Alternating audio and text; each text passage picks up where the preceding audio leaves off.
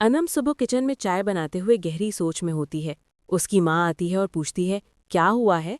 अनम कहती है कि फराज कल फिर बगैर बताए चला गया, फ़ोन भी नहीं उठाया। मुझे समझ नहीं आ रही कि वो क्यों बदल रहा है। माँ उसे तसल्ली देती है कि शायद वो मसरूफ़ होगा, दिल छोटा ना करे, वक्त सब ठीक कर देगा। दूसरी तरफ फराज ऑफिस में बेचैन बैठा होता है। अदील आकर उसे कहता है कि तुम परेशान हो, साफ बताओ।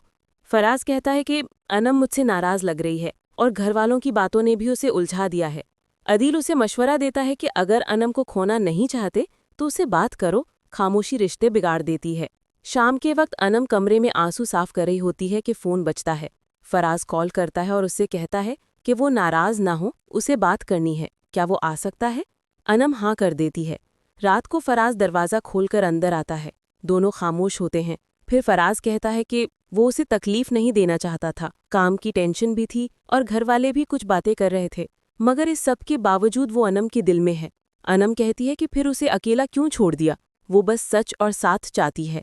फराज वादा करता है कि अब कुछ नहीं छुपाएगा। वो कहता है कि अनम उसकी जिंदगी है, संभाल लिया पिया। अनम मुस्कुरा देती है। दोनों बैठकर बात करने लगते हैं और रात के पुरसुकून माहौल में एपिसोड खत्म हो जाता है। To be continued.